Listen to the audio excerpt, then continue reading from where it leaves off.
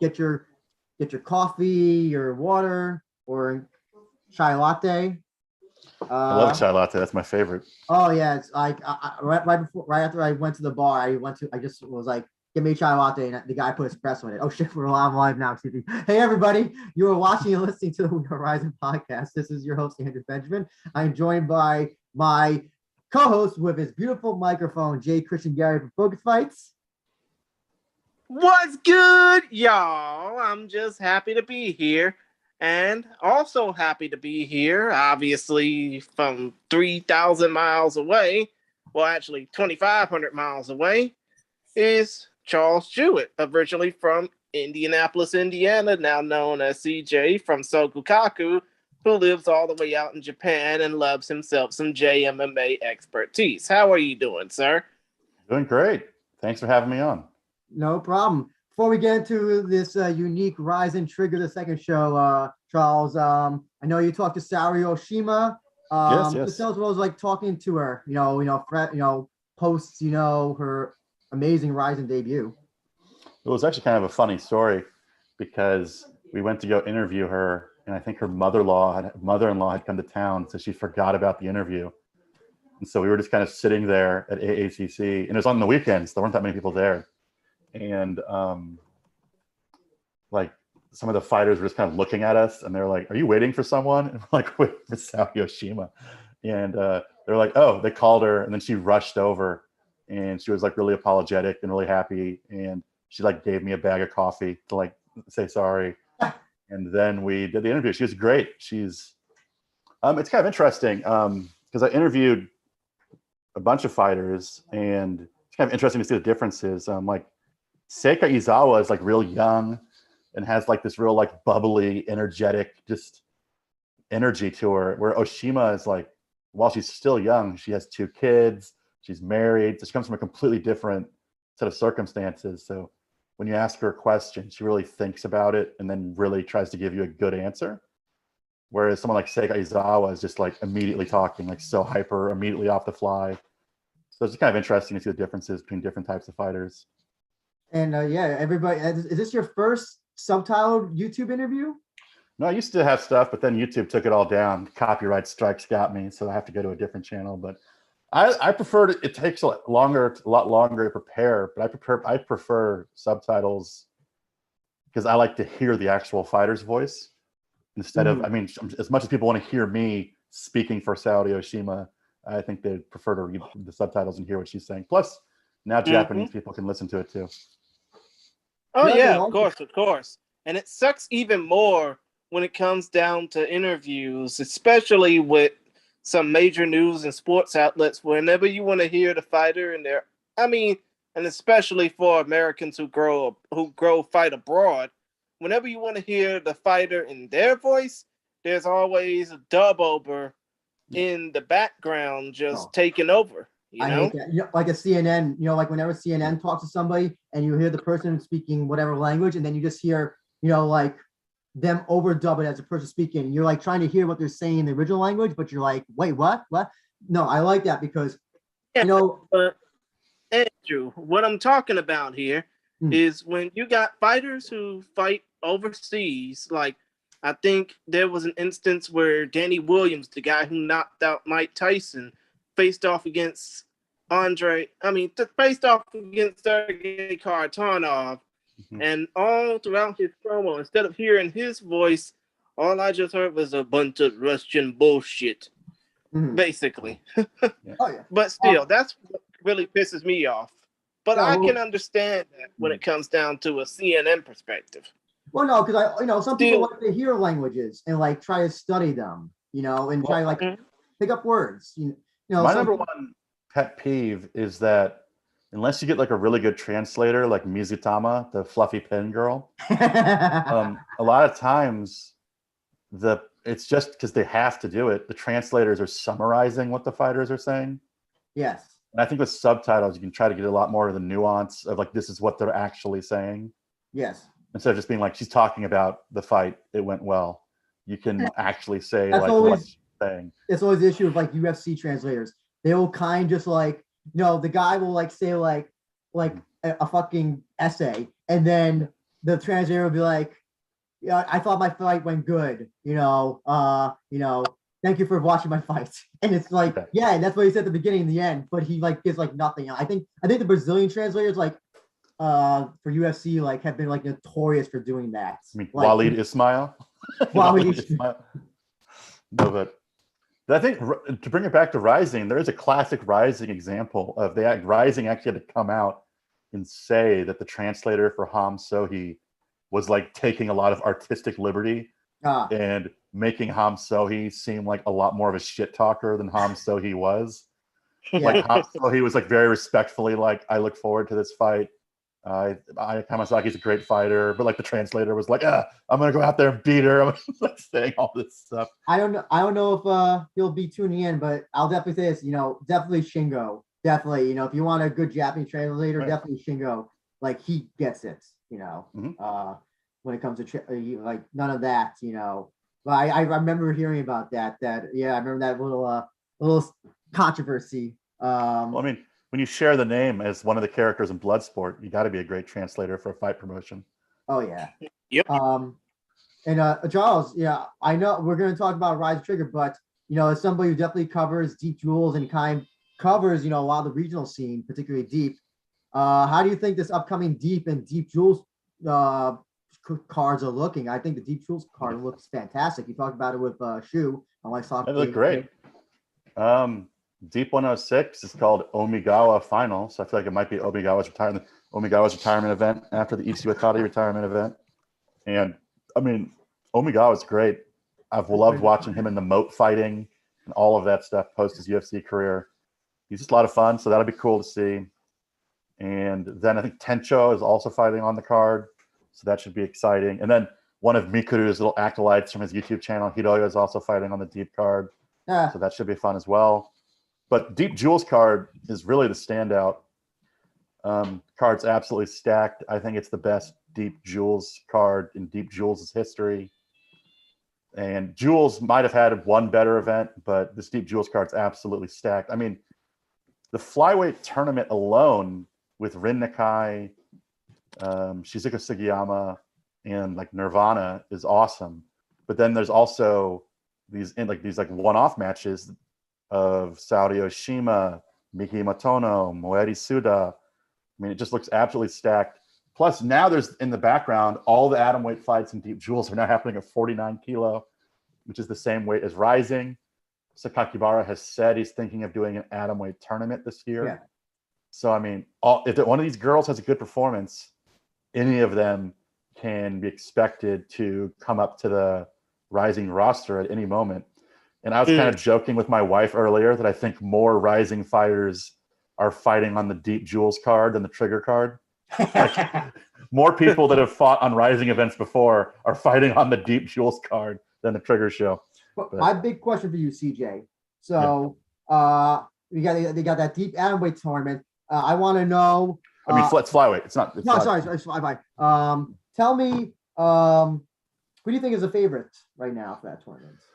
Okay. Interesting you should say that. I'm actually preparing, I'm doing like an article with Yukari Nabe, and we're going to discuss the tournament together. So there's a little drop of that. Because Yukari Nabe would have been an interesting black horse for the tournament. But right now, I would say that either Shizuoka Sugiyama or Rin Nakai has to be a favorite to win the tournament.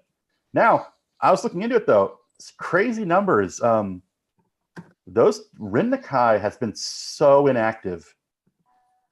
I think she's fought like twice since 2017. Mm-hmm. She's been so incredibly inactive. It's just hard to rank how good she is. I mean, she's always been so dominant, but it's only 2 times. And Sugiyama hasn't been that much more active. Once last year, once the year before that, 2 fights the year before that. I mean, so the 2 veterans really haven't been super active, but there are other fighters like Nirvana and Tia who are just so new to their career that I don't think that they're the same level as Sugiyama and Rin Nakai yet. The real black horse now is probably Sawa, just because she's such a good wrestler. Hey, you were, I mean, off audio, we were talking about just the weird names that all these female fighters are making it. Tia is like, oh my god, like. Well, that makes sense because that's actually just that's just like I think that's just a part of her first name with her last name's initial. Okay, I thought it was pronounced T. I always thought it was pronounced T. Not Tia. Yeah. Okay. But yeah, I'm so long-winded, but I would say my favorite to win the tournament is Shizuoka Sugiyama. Just because Rin Nakai has been so inactive. Can we be honest though? I think kind of like deep down in our hearts, a lot of us are hoping Rin Nakai wins.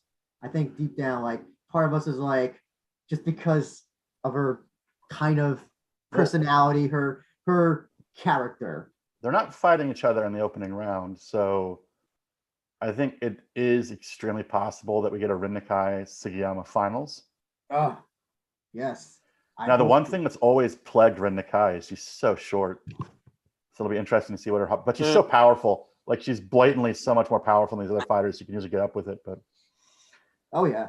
And can we also, I want you to also make a compelling argument why Manhook will win her return fight after however long it's been, 10 years, maybe less. Yeah.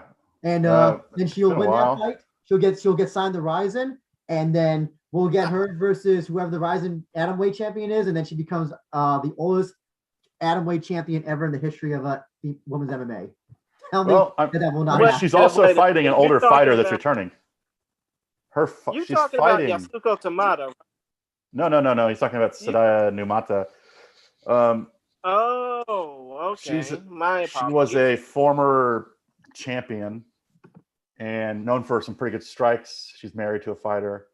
And her opponent, though, I think made her return her last fight. Her opponent's also kind of a veteran that's been around for a long time.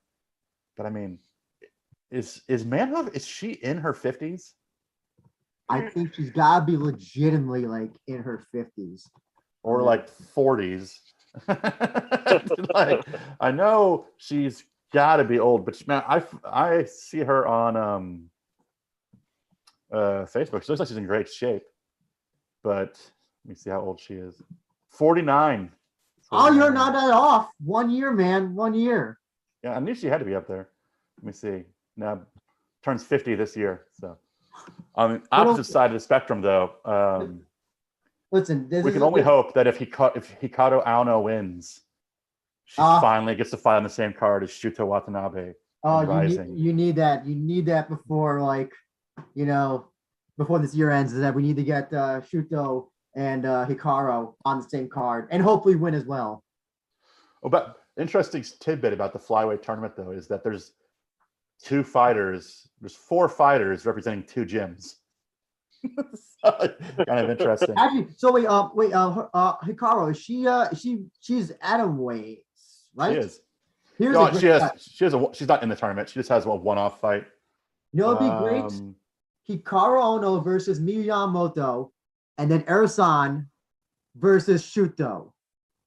Well, I'll show my nerddom in that Hikaru Aono actually wrestled against Miyu Yamamoto way back in the day. Oh. And according to her, Miyu Yamamoto is just like a different level of athlete. It's MMA, though. Yeah, that's true. MMA. And she has the magical choke. You know what? I think those 2 matchups would be fun to book, especially considering the whole boyfriend and girlfriend versus mother and son aspect. Mm-hmm. Yeah, they should have had those fights to this card. We would have made made a more interesting overall card. Actually, just quickly though, is there any way that we can watch these shows live, CJ, that you know of? I know probably not. They're usually on pay-per-view. Oh, is it Sky Perfect or Sky TV or whatever? Sky Ticket, yeah. Okay. Yeah, I think they're normally. Let me see if it says how much it costs on pay-per-view. Was it normally like $20, like 2,000 yen or something? Yeah, something like that. Listen, that Deep Jewels card, that's worth $20. That's even I would even pay like 25 because it's just like you said, it's like it is such a loaded card. And even if you're not familiar with all those fighters, they are gonna go on, like the winners at least will definitely be going out to like RIZIN or like somewhere in the upper echelons of Deep Jewels at some point. Well, I mean, the atomweight tournament's just bursting right now, and I think what Saudi Oshima and Seika Izawa showed is that Rising may have some really good names, but they're kind of aging out of the division. Mm-hmm. That's what happens when you turn 45. So all this young talent is waiting for their chance to get in. So should be fun. You know what's I'll tell you what's not bursting right now is RIZIN Trigger the second, which we're going to talk about. Very interesting. By the way, before we even continue to talk about RIZIN Trigger the second, we just need to be reminded of the fact that it's going to take place next Saturday, which is February the 20th. Not Saturday. Actually, no, it's going to take place next Wednesday, February the 23rd, because it's a national holiday in Japan. But still, though, for those who are watching internationally or those watching in the United States, you can check it out on Live Now for the good old price of $25. Mm-hmm. Oh, and of course, also you can check out RIZIN Landmark on March 6th on Live Now for $25, or you can get the bundle that costs $5 more. Mm-hmm. Mm-hmm. And so offhand, CJ, so now the card's been finalized and all that stuff. What are your overall thoughts just looking at this card? Your honest thoughts. On Trigger 2, I look at the Trigger first the two second. fights. Trigger second. I look at the top two fights, look pretty good. Then there's a significant drop off. Oh, I disagree. Listen, I think like some of the prelim, well, at least one of the prelim fights, I'm like, one that kicked. Well, there are some of the early ones that stick out. Yeah. I'll agree with you on that. But generally speaking, like at least name value, like after the Kuramoto, I mean, Akita's kind of popular, and then it just kind of falls out. So I'm curious to know, so obviously things in Japan I know Kishida, Mr. Consideration, said that they're going to lessen restrictions for foreign workers, for students. But I'm curious to know, do you think that these trigger shows, landmark shows, once foreign fighters can come in without any sort of whatever, do you think they're going to put them on these trigger shows, these landmark shows? Do you think they're just going to save the foreigners for the number shows? I don't know. My gut instinct would be they want to save that investment because you go through the whole visa process and everything. I would think you want to save that for the numbered shows. I was thinking that too. Yeah, but here's the thing, though. When it comes down to, the process of having rookies fight on these cards, I mean, I get it that they tried it before with having Nikita Saprun getting knocked out by Tenshin Nasukawa, and that led to, of course, Dylan Aliko getting knocked out by Nasukawa 2 days later. No, wait, actually, Saprun was a submission. Oligo, the Rooster, was a knockout. And then you had Dylan West, who was a rookie from South Africa, fight on a RIZIN card, and I don't think he resurfaced since. So I think the best way for RIZIN to reintroduce foreigners, obviously putting over young prospects who are foreigners, it's probably going to be to put them on the trigger cards. Well, actually put them on the trigger cards in the undercard and then put them on the landmark card in like the first 2 or 3 matches. I think that would make sense because they're starting out. I feel like the landmark cards are going to be like for the big Japanese stars, judging by like the first one and what the second ones look like. Unless it's like a big American star, at least, that they can get maybe over, for like a one-off, maybe. Oh, sorry, Steve, were you going to say something? I mean, the trigger shows, they might bring like an international fighter in for like the main event or the co-main. But it looks to me, just based off of what's happened, they're essentially local shows. They put a bunch of local people on them to sell the local tickets. Mm-hmm. And then they put 1 or 2 big names on top of it to try to sell some pay-per-views, is what it looks like to me. I definitely I did take, sorry, TJ? I don't think they would put the international people on this card unless they were in the main or the co-main event. Or what about their local, exactly. Unless they're already in Japan, that's a different story. I definitely, when I was looking at this card, I was like, this, I did say this looks like a deep card. I know you took that personal, and you're like, yeah. I know, I've seen better deep cards, but I don't know, considering that one of these fights was almost supposed to be on a deep-ish card, the Shintaro Ishiwatari show. Other than all the 5 kickboxing matches, it's like it is like I feel like a deep, Shinkiba or wherever they do their shows. They do their shows at Kurikan or Shinkiba. A deep? Yeah. Korakuen Hall or like New Pier. The new place is New Pier Hall. Oh, that's it. New Pier. Yeah. This feels like a one of those higher level deep show cards. And try to find the positive. I think there's some positive with this. Actually, our good friend Daniel from Poland, he says for him, the return of Tezuka on a big stage is a largely unexpected thing. Tezuka is going to be on the RIZIN 34 show. I don't know how long his layoff's been, but he's post UFC. I think he's fighting Grachan, if I'm correct, or that was his last fight. Come to think of it, didn't Tezuka fought in the WEC as well? He may have. That may be how long he's fighting. That he actually fought in WEC Prime when he may have. I think so. Chris, you're usually our Jamie. I got him right here. I don't see WEC. I see Pancrase, UFC, Road, Grachan, Heat. The good old Heat days. Yeah. Oh God. Well, he fought in War Dog. Was that one of those Korean promotions? Yeah. I don't see with WEC, but he's been around for a long time, since 2005. Yeah. And he's on a massive win streak, so good on him for scoring that. And he's been fighting for like a long time. So yeah, definitely 2005. Jesus Christ, he's been. Oh my God, I didn't know he was that long. Oh my God. Yeah. So yeah, good on him for getting this part of his career. So this is gonna be in Shizuoka, Hamamatsu, Bonsai Jiu-Jitsu territory. Actually, predictions, Carls. Do we get somebody introduced by Satoshi at the show to be welcome to a future RIZIN show? Do you see that happening? It's like they're running out of people. They really are. Predictions. So do you think this show last Trigger show was like low budget number show? So there was like no VTR. Yeah. There was like it'll be the same. I think they're gonna have the same, except for the main event, maybe.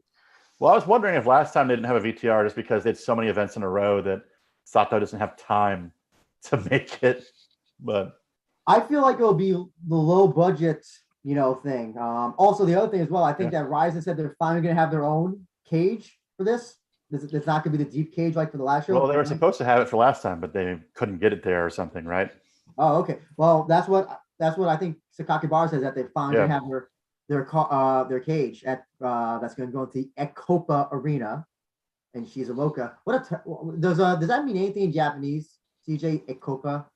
I assume it's just named after something. I have no idea. I've never been to Shizuoka, actually.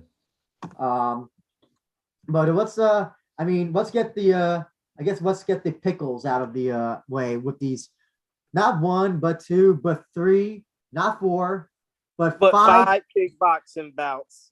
And you know what? That reminds me, Andrew, do you have the bout order for this card? Yes, I do. It's so basically they're gonna do 4 kickboxing matches at first. I'll just read them quickly off. They're gonna start off with Masanari versus Taiki Matsui, then Yuki Kitakawa versus Koki Takeuchi, then Kota Nagawa versus Taiki Sawatani, then Yudai Ito taking on Momoto, and then after a few fights, and right before the intermission, they're gonna do a heavyweight kickboxing match. Sasada Katsutoshi taking on Mountain Ryugo. So that's 5 kickboxing matches on this card with 8 MMA matches. That's over half. So I know we're not the kickboxing. So basically, what we're getting, and I hate to interrupt, even though it's kind of my thing, but basically what we're getting is the first 5 fights are just going to go by so quick we won't even know that they're there. And the 8 MMA fights will be setting the mood, right? Oh, yeah. I'll be honest, other than the heavyweight kickboxing match, the 4 that are before that, I'm blanking on. And I've seen these guys fight before. They fought on RIZIN and I think Rise. I also Deep Hamamatsu kick cards, CJ, which I don't know, does Deep Hamamatsu still exist? or is it was it a Deep figment of our Kick? imagination? Deep kick. Yeah. Yeah, they still happen. I saw Okay. a poster for one recently and thought of you. Are you sure? Are you sure you weren't just imagining it? You drank too much No. Strong Zero? No, I saw it. It was real. It was real. Okay. CJ, any thoughts on any of these 5 kickboxing matches? Honestly. No. Not even heavyweights? I mean, I see some kickboxing because it's in my periphery, but I mean, I'm in no position to talk about any of these guys. How about you, Jay Chris? Oh, me? Yeah, any I thoughts? really don't care much about the kickbox. Well, let me rephrase that. I am a fan of heavyweight kickboxing. Obviously, we all grew up watching that old ESPN2 K1 highlights of all the great heavyweights of the past. Mm-hmm. But still, though, this is a rarity for RIZIN to have a heavyweight kickboxing bout on one of their cards. And yeah, of course, there has been heavyweight kickboxing bouts on RIZIN cards before, but considering the fact that you got 2 monsters in the cage, what do you say that their names are? Mountain Ryogo and Sasada Katsutoshi. Oh, right. I think that heavyweight kickboxing bout will stand out among the rest. The rest, I really don't give a damn about. But that's the main kickboxing bout that I'm going to care about, the heavyweight bout. Who cares? I watched those 2 guys. I was just watching, like, they both fought in Hoos Cups, not against each other, but like every kickboxer in Japan, heavyweight kickboxer, has fought in the Hoos Cup at some point. So I found like a bunch of fights where they're at the Hoos Cup. This fight will be, I'm just going to say it'll probably be very messy. I'm just going to say that. It'll probably not be a very technical. It won't be like an K1 classic. I'll put it that way. I will say, I just looked at some of them. The one that sticks out to me is this Taiki Sawatani. Yeah. Right, who fought for Deep Kick twice this year. And at one of those events, he defeated the fellow Rising vet Kaito. And wait, are we sure it's that Kaito? Because there's 1,000 Kaitos. Yeah, there's like 2 or 3 fighters who go by Andrew, I think he means the Bolivian Kaito. It is. It's that Kaito. And he also, in 2018, he defeated Yaman, who had that great performance against Koji. Oh, yeah. I mean, he looks pretty good record-wise, but I'd be lying if I knew anything else more about him. So I had to just double-check if it was that Kaito. This is a different Kaito that we're talking about. This is not Kaito Ono. This is a Kaito who fights at flyweight. Ironically, also a shoot boxer. Yeah, I just assumed it was him because he's from shoot boxing. So yeah, you have 2 Kaitos and 2 different it's not him, you're right. Oh my god. Yeah, the way I could tell that is it doesn't have that Thai guy that beat Kaito on the record. You're right. And it doesn't say it's the RIZIN things. The promotion should have a rule. You can't have 2 fighters with the same nickname fighting in the same promotion. Yeah, no, and or at least if you want to have the same first, or it's the same first name, then like whoever comes first gets to be the first name and first name only, and then after that you have the name and you're like, oh, I want to be Kaito. No, you gotta be either go by your full name or create a nickname, and we'll call you. Or go by Kaito and put a little heart emoji after it, and then we'll accept you as unique. You mean like Fujimon? And Erica, there's some Erica kickboxer from Rise that also puts a little heart emoji next to her name. Oh my god. So our friend Daniel, he says like Yuki Kitagawa fought at Rise of 24. Yeah, I remember that. This is the only kickboxing name from the previous shows, and he's right about that. And yeah, he corrected us. Kaido from shoot boxing is from 70. Well, technically, they're both from shoot boxing. So that one, yeah, the one that CJ was thinking of, 70 kilograms. This guy, 58 or whatever the flyweight equivalent is. Just highlighting how little I know about kickboxing. I mean, it wouldn't be like a week if Jamie didn't text me about kickboxing, and I had no idea what he was texting me about. Is Jamie going to the show? I think he's going to the numbered show in Osaka. I'm about to say if Kobe was, because he went to the Kobe one. Yeah. Kobe's pretty far from Shizuoka. Shizuoka's definitely closer to Tokyo. Oh, it is that? I didn't know. I didn't know it was closer to Tokyo. Mm-hmm. So yeah, that was the 5 kickboxing matches. The only, like I said, only thing I think that's going to be memorable will be that heavyweights one, which will be it'll be interesting. It'll be interesting. If but then- anything, Andrew, I hope the fight is going to be memorable for a good reason, not Yes. a bad one. I hope it's like Sakine and it's Sakine's, where they're just yelling at each other while throwing haymakers and not even connecting or kicks. Yeah, well, now we're gonna go into the actual MMA matches, and the first MMA match of the show is gonna be a featherweight match. Rumors of a featherweight tournament happening later this year, Grand Prix. So who knows? Winner might get something. Katsushi Kojima, no relation to Satoshi Kojima, the pro wrestler, taking on Koki Nakagawa. 2 young fighters. I would 33 and I think he's the other 25, 33 and 25 respectively. I think one of these guys fought on Deep before, Charles. I don't know if you managed to remember that or if you know that beforehand. Yeah, it was Nakagawa. Yeah, that was Nakagawa. Yeah, and do you have any thoughts on this one? It's kind of, to me, this is like a prospect fight, kind of to see. Yeah, this is actually one of the more interesting fights that's not in the main event because it's 2 kind of young fighters that are kind of interesting to see how well they're going to do. Now, Nakagawa is 7-2, but his 2 most recent losses were just now. So I mean, he's lost 2 in a row. So it's kind of interesting to see if he's part of a downward spiral, because what I think he fought in Deep before, but that was 1 fight. It looks like most of his fights were for Gladiator. So it'll be kind of interesting to see if he can recover from this first little up thing, this first skid to his career. Whereas Kojima, a little bit older, but is coming off of more of a win streak. Yeah, also just want to say Daniel in the chat also says that kickboxing has multiple Hirokis, Hidekis, and Kaitos. Yes, there's even I think a Bolivian Hideki. This event has 2 Taikis on it, so neither one of them is the New Zealand filmmaker. So I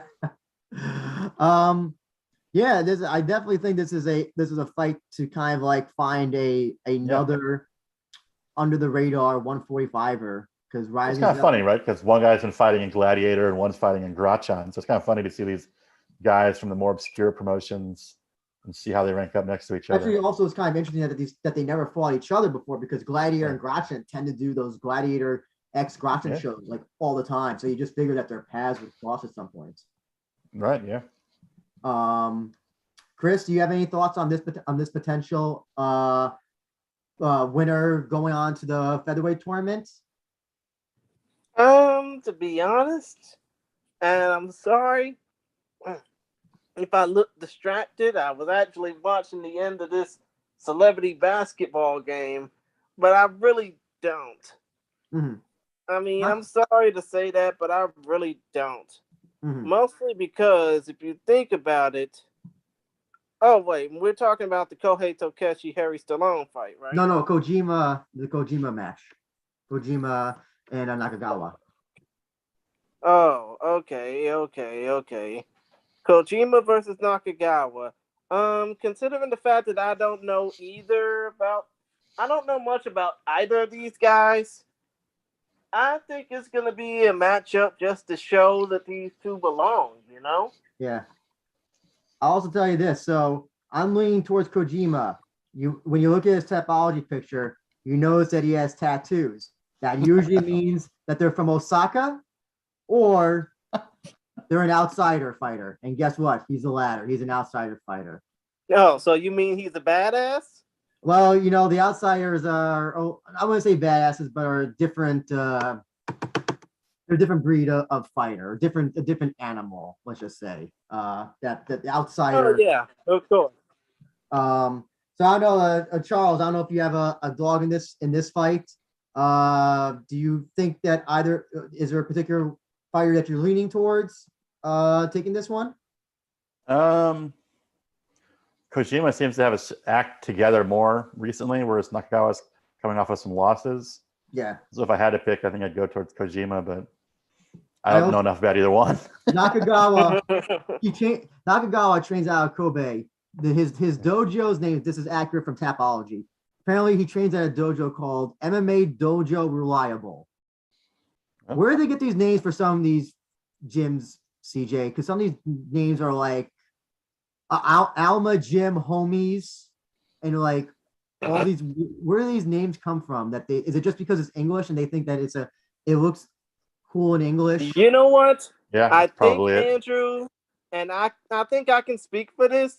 They want to try and avoid the megalomaniacal gym type of name. They want to try and avoid anything resembling like major MMA fight team, like an American Top Team or Team Quest or anything like that. They want to basically try and find some English words other than team or club or anything like that and see if they can make it stick. Because I see that they spell out MMA dojo in Japanese kanji, and the reliable is in lowercase romaji. So it's a complete, I'm just want an English word. They just want, it's one of those things where they just because it makes it stand out or makes it look cool, kind of. I imagine so. Yeah. Okay. It's interesting. I know whenever I see a Japanese fighter with tattoos, I tend to lean in that favor because usually that means a person's a psychopath. If you're getting if you're in Japan, you decide to get tattoos. Yeah, tenacity. Thank you. To get tattoos when you're in Japan and you're Japanese, that tells me that you got a little, because you can't. First of all, you can't go to onsens. You can't go to a lot of places. So that tells me that like you don't give a fuck. So I tend to. That's why I'm a big fan of Hagiwara from the beginning, even though he was like 1 in 3 or whatever. To counter that argument, though, a lot of times with these tattooed guys, sometimes you get the the tough guy that doesn't actually train, but one of those. Badass. I get what you're saying. Yeah, it's kind of like the American equivalent would be like the guy who wears the tap out shirts, kind of. Exactly. Oh, that's a good point. But this guy is obviously not that case because he's got a bunch of fights. But sometimes on those outsider shows, it's just like, I'm badass. I got tattoos and people are scared of me. And I'll be honest, I'm looking at the people he's fought. Most of the people he's beaten are like under 500, 1-0, 2-0, 0-0. Yeah. So, living the dream. Living the dream. Listen, hey, I'm curious to see how this fight goes, and I'm willing to put money on it that the winner of this will, depending on will be a shoo-in for this tournament that happens later this year. I really do believe that. I don't. You don't think so? You don't think so? Absolutely not. They want people with name value. None of these guys have name value. You don't not everybody is going to have name value in a tournament, though. Or maybe like an alternate. You don't think so? Really? No. Daniel says Smoker Jim with a bong and a logo is definitely hilarious, especially considering the attitude of Japanese water marijuana. I still don't know. I can't believe that Hagiwara, whenever he wins, he does that thing, smoking. I don't think most Japanese people know what he's doing. They don't. Okay, I'm really surprised because we all, Chris, we know what this means, right? Yes, we do. No matter if you're smoking a cigarette or a cigarillo, in my terminology in my neck of the woods, you know exactly what this means. Smoke them if you got them. Oh yeah. So I guess that really just surprised me. I just figured that it's kind of like a cultural thing that kind of would have bled over into Japan by this point. Okay. I mean, it's gotten so culturally known that I think, and I saw this in a recent Rocket News article, that Snoop Dogg's recent book, which has a bunch of weed references, got translated into Japanese, but had to scrub out all the weed references. Speaking of smoking weed during the Super Bowl, or before the Super Bowl, I should say, supposedly. Yes, of course, before the Super Bowl halftime. It was during the Super Bowl. It was before the halftime show. Yes. Yeah. Yep. Oh, yeah. That's true. But back to your argument. I mean, obviously, when it comes down to Hagiwara and certain fighters like Kentaro, for instance, some of these fighters aren't even allowed to be on TV without rash guards. Oh yeah. Oh yes, we know all about that. Yeah. Kentaro is one of the few who's willing to do that. But I think that was the problem with the Hagiwara Ren Hiramoto fights, right? CJ, is that neither of them wanted to wear the Yeah, thing to cover their exactly. tattoos, so their fight got kind of bumped down. I think it was right. Yeah. Um, we're gonna move on to the next fight, which I do think is a much more interesting fight, which to me is like what Trigger was supposed to be. You know, veteran Exactly. Yeah. versus Yeah. prospect. Daisuke Endo taking on Hikaru Yoshino. Pretty sure you're familiar with him, CJ, because he's been on deep shows and just fought like recently. Beat Katetsuhara on a recent deep show. Yeah. He's on like a little 3-fight win streak. He's looking pretty nice. Chris, we talked to Yoshino when we talked to Grant Bogdanov, since they both train out of the same gym. And I mean, to be honest, I know Grant Bogdanov basically mistranslated and, went out of his own liberty to basically say this.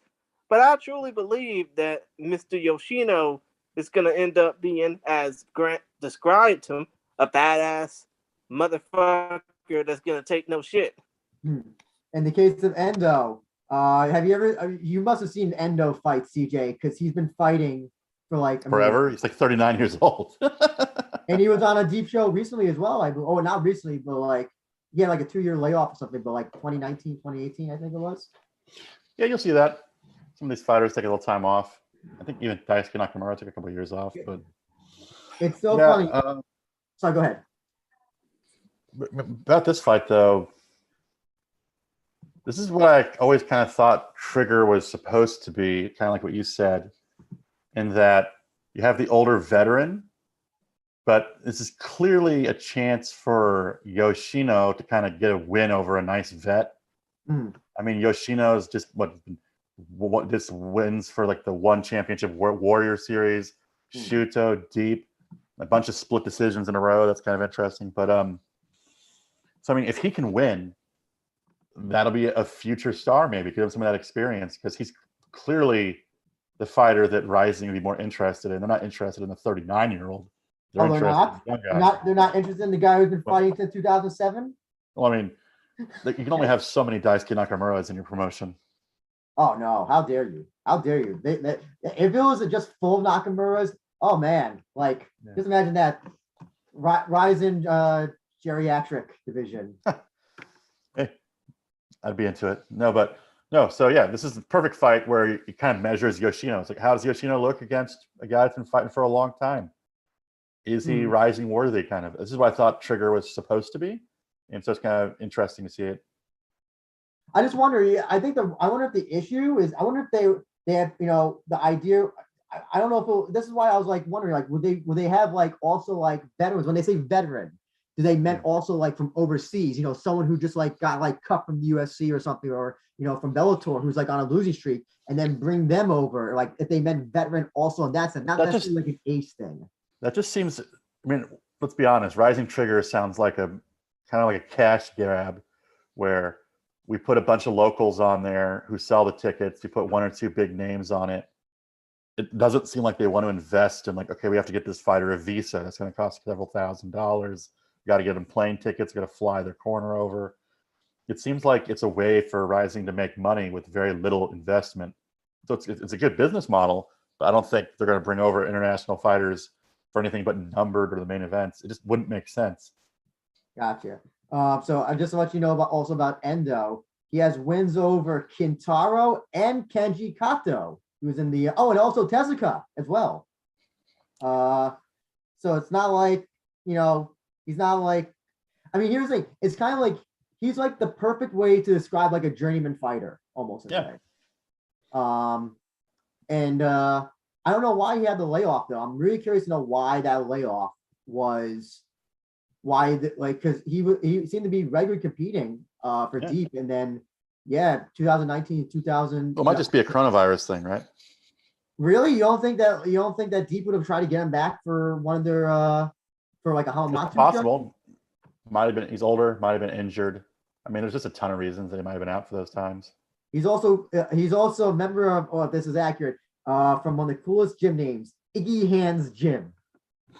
I still have no idea who Iggy Hand is or what that possibly means. Is there something with that that name, CJ? That I don't know. Is that a mistranslation maybe? No, that's what it is. It's part of that big network. What is it? Waikatsu, whatever they call it. So that means they've been around for a while. And yeah, we talked to Hikaru Yoshino. He's definitely a bantamweight prospect in the making, and he's definitely, I don't know what.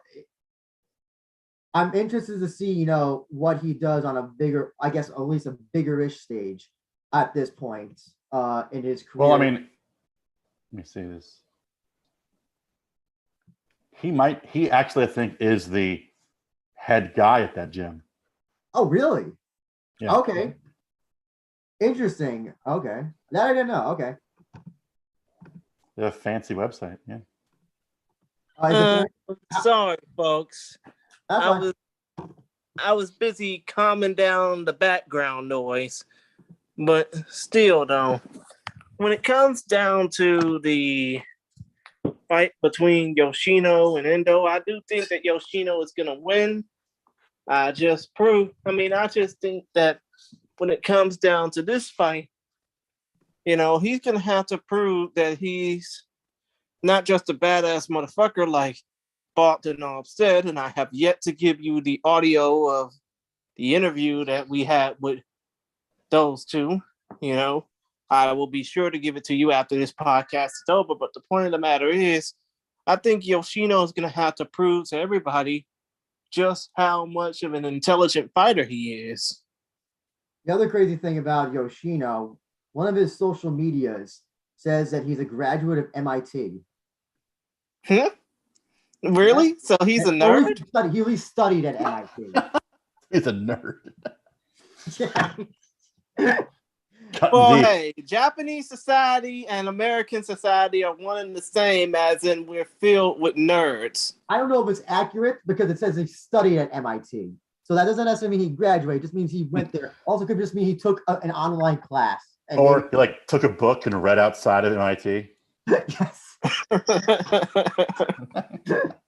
Or he saw the movie 21 about the MIT students who ripped off the exactly. Like, oh yeah. Yeah, MIT. Well, presuming if that is accurate, that is very unique. You might be the only MMA fighter who I know of who went to MIT, major MMA fighter in that case. But yes, I think this, we can all agree this is a fight that they want Yoshino to win, and this to me is what I hope these trigger cards can be more of. Somebody who's like an Endo taking on somebody like a Yoshino, or somebody who is maybe under 500 record taking on another person who has an under 500 record, which we'll talk about later. So this to me is like perfect type of booking for RIZIN Trigger the second. By the way, I did not realize this until now when I was looking at RIZIN. So we have RIZIN numbered. Now we have RIZIN Trigger the second, or they go by that, and then for the landmark cards it's volume. So it's the way that they number these things is entirely different for the three shows. Just regular numbers, and then second, third, fourth, and now volumes. Very interesting how it seems unsustainable. It's kind of like when Xbox first named their first the Xbox 360. Yeah. All right, where do you go next? Like the Xbox 720. As long as they don't do like the Fast and the Furious, where the sixth movie was like the Fast and Furious or something, where they just run out of numbers. And they just I don't know. Well, there's a deep Jules fixed that, because Jules used to always be like Jules first ring, Jules second ring, and near the end it was this is just getting long to say Jules 27th ring. I'm let's just drop the ring. You ever see some of those cards that are deep 2001 impact in Hamamatsu, or deep has some long ass titles for. Well, they have certain events they do every year for so they don't even change the names. The annual event has the same name, so you just have to know what year it happened. But yeah. Mm-hmm. Any thoughts on any last minute thoughts on this fight, Charles? No, should be interesting. I like the veteran versus the young guy. Should be fun to see. Now, when I was talking about a fight that was supposed to be on a deepish card, this is the one. This is the one that was supposed to be on the Shintaro Ishiwatari retirement show, which you can find all the fights on YouTube. And yeah, Kotetsu Hara taking on Takuma Uchiyama. You've seen them fight both on deep cards, correct, CJ? Yes. Any thoughts on either of these fighters from what you've seen, how they fight on deep? I mean, they're both incredibly raw, right? It's just hard to say because they have so few fights. These are just like two real beginners in the sport fighting each other. So I think even if they win, it doesn't really tell us that much. So it should be kind of interesting. Because I mean, one of the guys is his third fight, right? Yeah, and Uchiyama this is his fourth. Fifth. Oh yeah, his fourth or fifth? I thought his fifth. Fifth. You're right. Okay, and here's the thing: he's on under 500. He's 2-3, I believe. He is, but I mean, they're so early in their career. Just kind of, well, that's kind of interesting. Do you think? Well, Uchiyama has been fighting for a while, just not very actively. The thing is that, like, do you think a fight like that should happen on deep first, and then the winner can then go on to like a RIZIN Trigger show, or do you think this is like the proper? I guess. Do you think this is the right type of fight to have for a show like this? I mean, I think they're just trying to fill out the card. I mean, the fact they have 5 kickboxing matches on it tells me they didn't have enough MMA fights to put it together. Because 5 kickboxing fights is a lot. Like, I could understand like 3, but 5 is a lot. So that's more than half the card. If it's because there's 8 MMA fights. Half that 4. That's 5. That's literally half the card right there. Yeah. So I mean, Hada comes from Tokyo. It's like an hour away. So it just seems like, yep. You want to go fight on a Trigger show? Plus, his loss was a split decision. So it wasn't terrible, but I watched. Yeah. I saw that fight. It was like one of those fights where, like, literally, it was like dead even. If I was scoring it, I would have given it a draw and I had no problem with that. So this just seems like a fight that's just get these 2 young guys some experience on a slightly bigger stage, and maybe if they go back to deep and get some more wins, they come back again. Chris, any thoughts on this fight? Oh, Chris, it was sorry. I think this fight is going. Damn it! I'm already losing my train of thought. That's cool. No, that's fine. But still, though, the main question I gotta ask y'all is, sorry about that. The main question I gotta ask y'all is, when it comes to this fight, aside from the fact that it could have been on the Ishiwatari retirement show, what's the one thing that describes this fight? Prospect versus prospects, or I guess potential RIZIN prospect. I mean, I wouldn't even call these guys prospects. They're not even like that level to me yet. I would call it just beginner versus beginner almost. Okay. I got you. So and prospect's a word that's thrown around a lot. When I say prospect, I tend to think of someone who's like won a couple, like this guy's on his way to this guy could be a title challenger in the near future. Whereas these guys to me are just like, they're both just starting, so they could one day be a prospect. Funniest misuse of the word prospect was when Mizuki Furusi took on was it Kana at RIZIN, and they described Furusi as a prospect. Meanwhile, her record was like 9 and 8 and 9 or something. Well, she's like, it's like she was probably like 7 and 7 or something. Like, at what point do you stop calling someone a prospect when they have like 15 fights? Like prospect to me, I think in a way, like that. When it comes down to the word prospect, you got to stop calling them that after 10 fights at the minimum. Yeah, I think that's true. It's kind of like prospect to me. A prospect to me is like you've won 4 in a row, you've won 5 in a row, and it looks like you're getting a title shot soon. Or I would even say this: you win like so whatever promotion whatever regional, LFA or Shuto or whoever, you win that title for that promotion. I think that's fair to call that. Oh, Daniel in the chat says, remember Shuto and Pancras number? Shuto tradition 1, 2, 3. Pancras changing tour 1, 2, 3. I have an Excel sheet where I'm like keeping records of stats, and I have to put the names of all these events in there. And some of these early events are just so wordy. It's like, how did you even fit this name on a poster? This name is so incredibly long. I mean, think of it, that type of event naming is why Pancrase switched to the numbered system.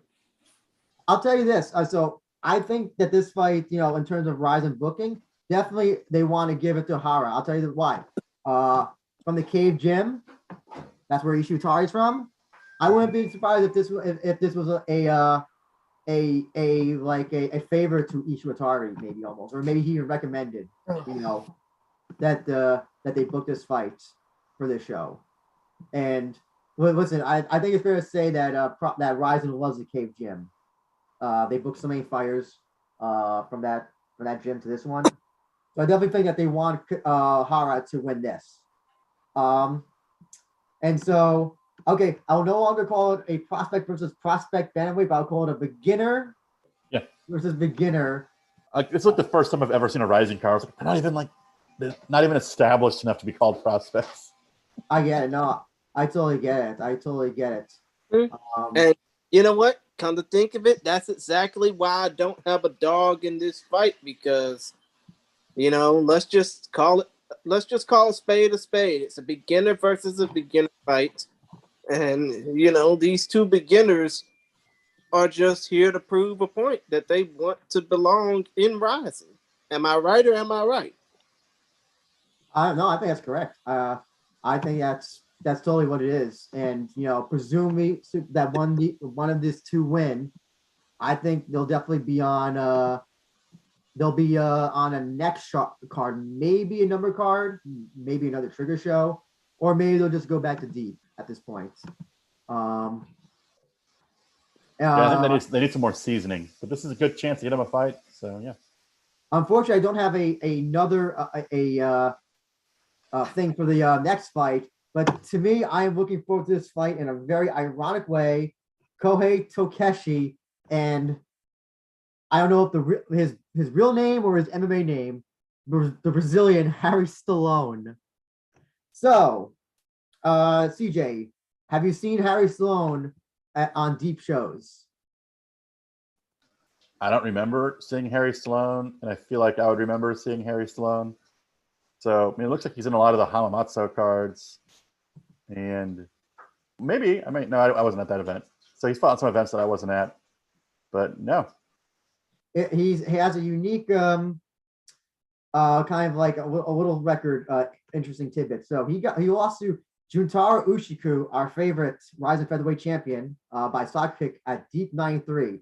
So then he proceeds to do knees to his grounded opponent at the next show, deep 94, and then gets disqualified because he did not know the rules. Apparently, that's what it was. It said on the e-fight when I looked up the results. Apparently, Stallone was confused about the knees to a grounded opponent. So, well, at least now he can do soccer kicks, not worry about getting disqualified. So yeah, come think of it, when it comes down to Harry Stallone doing soccer kicks, at least he's finding a good home to do that in the superior rule set, as our friend Jay Wolf likes to call RIZIN. But still, though, I think it's gonna be hard for Harry Stallone to find his focus once he realizes that there are soccer kicks, because it's going to be hard for him to get those soccer kicks against his opponent, Kohei Tokeshi, who is a certified crazy guy, but he's got a heart of gold. Let's just say that, because of what he does for work in Burma, aka Myanmar. CJ, did you see the press conference where Tokeshi was promoting his autobiography? No, he's selling an autobiography. Yes, Tokeshi is officially an author. I'll have to check that out. The thing is, and I hate to interrupt, but the thing is, he wants to sell as many books that he can so that he can build schools in Burma / Myanmar. That was a noble call. I didn't know that part. Actually, that sounds familiar to me now. I actually do think I remember hearing about that. So with a fight like this, CJ, Tokeshi 6-8, Stallone 2-4. We got two gentlemen with under 500 records. What do you think about this fight when you see this type of fight on this card? What do you think? Any thoughts on this? I think this is like crazy fights. They get to slap a non. They get to slap. They get to slap a non-Japanese flag on the poster. So it's like, hey, look, we got a foreign fighter. We got a guy from Brazil on this card. It's going to be crazy. They get that benefit, and I mean, these guys both seem kind of like wild card, kind of crazy guys. And the last Trigger show was exciting because you had like weird karate guys fighting in gis, being choked out by their own gis, and just weird stuff like that. So hopefully, they're probably just hoping some crazy stuff happens in this fight, and they get to say a foreign fighters on the card. So it's kind of win-win. I'm disappointed that a foreign fighter retired. I'm sorry. Go ahead, Andrew. I was just gonna say we're disappointed though that Stallone, while being Brazilian, born in Brazil, unfortunately is not from Bonsai Gym at all. So there's that a little too bit. But Chris, go ahead. Yeah, I mean, here's the thing though. You can say, "Oh, we got a foreign fighter on the card, yippee!" But here's the thing though. He is a foreign fighter residing in Japan full time. You know, just like you, CJ, by nationality, you're an American citizen living in Japan because you're married to a Japanese woman. I've always found that bullshit. Like Satoshi at this point speaks better Japanese, than probably even some Japanese at this point. So he's no longer Japanese he's no longer Brazilian in my opinion. They should just slap the Japanese flag on his name. You know. Mm-hmm. Exactly. And I mean, obviously, the same can also be said for our friend, I guess, Grant Bogdanov, as well as potentially Tanner Lourenco, right? Even though Lourenco's a military man. Yeah, but Lourenco doesn't speak Japanese. He's a military man. So, he's different. Somebody like... I think Satoshi speaks passable Japanese, but I wouldn't call him incredibly fluent. Really? Because whenever he, they give him the microphone, he's speaking Japanese, and I just figure, if he's that confident, speak, like clever. Well, he lives here, so I think he speaks enough Japanese to get by. But Eri-chan, Satoshi no Nihongo do? Yeah, she thinks it's just okay. So really? Yeah, they can understand what he's saying, but he's not an incredibly fluent person. Well, Kleber seems to speak broken Japanese. Well, I think Satoshi speaks better Japanese than Kleber, but Satoshi's Japanese, they understand that it's not a Japanese person speaking it. Oh, okay, I got you. Because he says he speaks it, well, at least from my perspective, he speaks he says the words in a very Japanese way. How... No, they understand what he's saying, but it also has a strong accent. He makes grammatical mistakes. I'm not like an asshole right now, but no, he's not a super fluent Japanese guy. Well, in fairness, CJ, for a while, he was you had his back when it came to picking winners, and he would. You always pick the people against him. I've only ever picked him to win one time. So yes. So he's basically been your anti-betting hero, kind of. Oops. Sorry. So do you have a pick in this fight, CJ? Takeshi, Harry Stallone.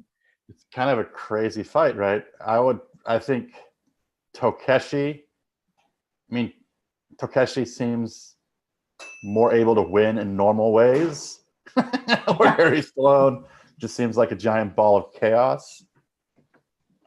That's why I'm looking forward to this, because this fight is I have no idea what to expect. It's it's really I don't think this is gonna go beyond the first round. I really don't believe that. It's gonna be a mess, whatever it is, but it could be a good mess. Oh yeah. So, look forward to seeing it. Yeah, it's one of the more interesting ones. I know, Chris, I think you said you're going to pick Takeshi for this one. I didn't say I wasn't going to pick anybody until now. Okay. I think that when it comes down to this fight, you got to look at the experience factor. Takeshi is 14 fights into his MMA career with a 6-8 record. Stallone, 6 fights into his MMA career with a 2-4 record. Mm-hmm. I would normally pick the foreigner in this case, the Brazilian, but I gotta go with Takeshi on this one because the dude's got a heart of gold, and I think that he's gonna probably display all the heart that he can not to beat Stallone senseless here. The other thing is why I think Takeshi's a little bit wacko. He does left way, and you gotta be a little bit. You gotta be a little bit.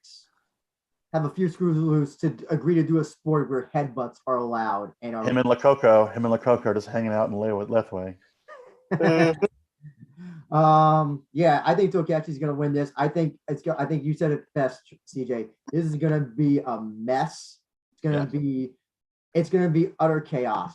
And it's not gonna be technical. It's not gonna be. We're not going to study this fight. Like, this is going to be the popcorn match. This is the match where you get your popcorn at the Ecopa Arena because it's going to be just fun insanity. Or you get your nachos if you're watching at home on Live Now.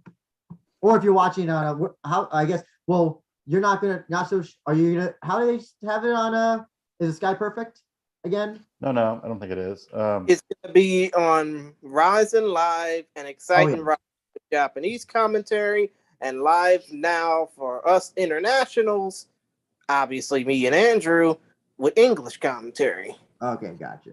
Now this next one, this is where we go into, I guess, the main portion, if you want to characterize that. And we got Takumi Suzuki, Banzai Jiu-Jitsu guy, taking on Akira, Cave guy. Akira the Gorilla Okada. He goes by Akira. I think he's now deciding to follow the singular name thing because all of his pancreas things say Akira. So maybe at one point he was going by Akira Okada, but like now it's like, oh no, let me just go by Akira because listen, when you look up Akira, nothing's gonna come up, nothing like a movie or a director, of course, Akira, the MMA fighter, will be the first thing that comes up when you look him up. Well, either Akira, the MMA fighter, or Akira, the professional wrestler from All Japan. There's an Akira from, wait, there really is? So you got two Google search. So you got two fighters in Japan who go by a name or pro wrestler and fighter. Okay, interesting. Akira Maeda or someone else? Well, yeah, obviously Akira Maeda is going to be the first name that pops up. But I'm talking about there's another Akira who fought alongside the Great Muta in All Japan like 13 years ago. Okay. Oh, I know who you're talking about. Okay. Yes. Gotcha. Exactly. But still, story for another day. We're here to talk about Chihiro Suzuki versus Akira the Gorilla Okada. CJ, you've seen Suzuki fight on deep cards. Yes. What do you think about him as a fighter? I mean, if you have anything, I remember the Kitaoka fight. I'm not like overly impressed with him. Like, I favor Akita going into this fight. I mean, his grappling doesn't look like anything special worth writing home about, and like, he's Team Bonsai, but I believe he's more of a striker in that match. But wasn't overly impressive in that either. I'm not that hot on him, to be honest. I mean, that was his first finish of his career. Every fight he had before that was decision. He was the Makoto of Makoto Shinryu of lightweights. Mm-hmm. Yeah, so I mean, Akita's much more established, confirmed finisher. I'm not that high on Suzuki going into this fight. At the press conference, Suzuki said something very interesting. He said even though he's in the lightweight the same category as his senpai Satoshi, he said he has no desire to ever fight against him. He said he would rather act as a gatekeeper to like, if you want to fight Satoshi, you gotta go through him first. I don't think I've ever heard that before from an MMA fighter. Say that's like. What do you think about that, CJ? That's something like, what do you think about, like, he's kind of like the guy? Well, it's kind of a crazy comment because that also insinuates that he's good enough to go up and fight Satoshi at this point in his career, and it's like a hypothetical. Because I don't even think that situation. I don't think he's good enough to go that high yet. Like, he might get to that point, but I don't think in the current state he has to worry about getting offered to fight Satoshi. I got. But yeah, I think a lot of Japanese fighters aren't too keen to fight their gym mates. But it also goes the other way because I know Rena and Ayaka Hamasaki said they'd fight each other. I imagine if the money was right, he would change his mind. I'm about to say that, you know, it's very not common, but it happens more here because I remember there was the fight I can think of offhand, Cerrone versus Mike Perry, who were both at Jackson Winklejohn at the time. I think their fight happened. So, well, actually, I think Cerrone left and was super pissed, wasn't he? Because they kind of picked Mike Perry over him. Was that when the fight was booked, or was that when they were going to fight? I think that's around the time that he went and started his own gym because he got mad at Winklejohn. That's neither here nor there. Yeah, no, and here's the thing, you know, Akira, you know, we saw him at on the last Trigger show, and he basically he barely comes across as a functioning human. It's like he can barely talk, and Gomi smacked him. He just seems like a victim of gym abuse. Seems yeah, unfortunately I don't think we'll probably get Akira and Gomi. It would be an interesting fight. I think Gomi's supposed to be fighting on what the Tenshin Takeru card.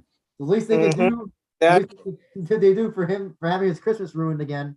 Yeah, that's what he gets. And it would be a good way for Gomi to get a last hurrah to fight on that Takeru versus Tenshin undercard.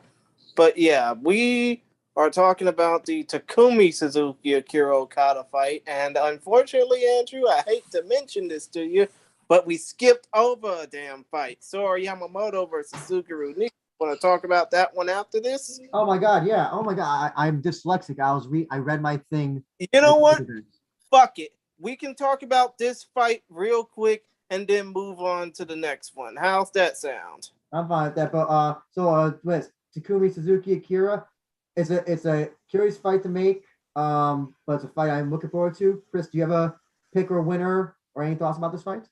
I got Akira, probably via second round TKO. Yes, I definitely think that Akira is gonna win this. You know, even though they're in Banzai Jiu-Jitsu territory in Hamamatsu, Akira, you know, he's a strong, short, stout man. Yeah. And like perfect for those north-south chokes. Oh yeah, listen. I've always said this about north-south choke. You either have to be you have to have Jeff Monson body. You have to have little arms. Yes, even the best jiu-jitsu guys can't even do like north-south choke because you have to like be in the perfect position for it. So either you have to be like his body type to just get them, or you have to be like a Shintaro Ishiwatari whose grappling is like on a different level, and like that's why you rarely see them in MMA because a lot of people just don't know how to do them properly, and they're very easy to escape. They're that's the thing. They seem like they're very easy to escape from. Oh, they very are. They very much are. Like if you can't get, the only way you can't get out of it is if you maybe like panic too much, maybe, and like, you know. But they're very actually my favorite escape. CJ, remember the UFC fight with the two women? And the one lady was caught in north-south, but then she like flipped over her opponent and took her back. Was that Cynthia Vance? Not Cynthia Vance. That's a writer. Was it Cynthia Cavallo? I think it may have been Carvalho. I think one of her early fights at strawweight. I remember she was in like a weird like front headlock or something, and she like definitely just like incredible flexibility, like took the person's back from that position. Yeah. So it is very. I find that and to not be a very high success rate for it. Other people seem to, unless you're a 300-pound Jeff Monson with tiny little T-Rex arms. Exactly. But as Chris said, you know, sorry again, I'm misreading my run sheet. Suguru Ni taking on Sora Yamamoto. If you remember, Suguru Ni fell to RIZIN's, my favorite fighter in RIZIN right now, Daisuke Nakamura. And I believe I made a joke that he probably shouldn't be brought back. Is Suguru Ni a bouncer? If I remember correctly. Yeah, he's a bouncer.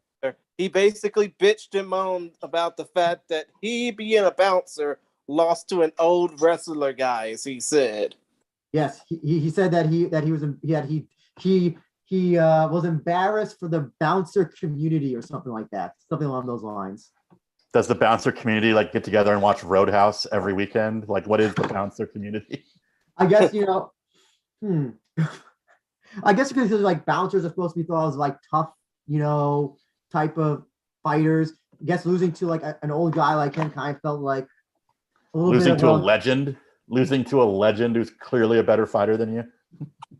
well, let me see if I can find exactly what he said. Well, yeah, but I know you said, I remember you said Charles that don't bring him back. He's clearly like not RIZIN worthy. Oh, this is what he said. I got beat by an old pro wrestling dude in my last fight and let down all my bouncer buddies and fans.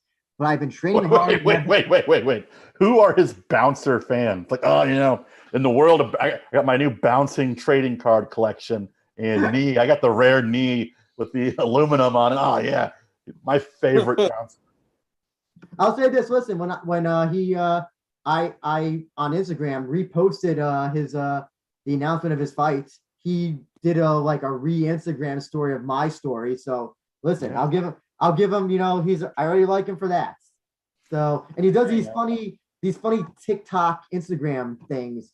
I guess it's like, shit that bouncers encounter or say or do with like customers, kind of like something like that. I just don't see Japanese bouncers having that hard of a time. It's not like they're like a bouncer at a strip club in Atlanta. Yeah, where they basically have to break up rowdy fights or, the patrons from touching the strippers' asses. The other crazy thing about Nee also is that in terms of bouncers, he's 5'8". You cannot be a bouncer in America like under like 6 feet tall. So that I remember Megumi Yabushita was a bouncer. So I mean, I feel like being a bouncer is not super physically demanding in Japan. Yeah, but here's the thing though. Megumi Yabushita is an all-around combatant. Professional wrestler, kickboxer, left-way, shoot boxing, MMA. She's the total fucking package and a legend in combat sports. No, she's absolutely a legend. I'm just saying, if a bar can hire a 40-something-year-old woman who's probably crippled by injuries to be their bouncer, then maybe not the most demanding. Wait, is he like a bouncer? Do we know where he is a bouncer at?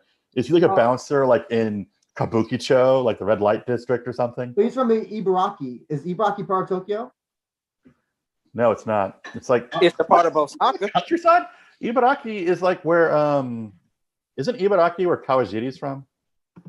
I think so. Yeah. Ibaraki is where T-Blood is. That's where Kawajiri's from. It's like the countryside. That's where the most interesting flyweight Nirvana Senshi comes from. That's why I have here that at least if this is up to date and correct, it does say that he's originally from Sapporo, but fights out of Ibaraki. So I'm assuming that is correct information. Yeah, so he's not even like a bouncer at a big metropolis. He's like a bouncer in the countryside. Maybe it is Roadhouse. Maybe there is a Japanese town where the owner has a giant pickup truck with giant wheels and he rips a guy's throat out. Well, so CJ, does he? Do you think Suguro Nii will not disappoint his bouncer fans with his fights? I just think it's funny that that's a thing. Apparently, I didn't realize. Okay. Interesting enough, they both lost their last fights. Yamamoto to Chihiro Suzuki, and like we said, Nii to Daisuke Nakamura. Yeah.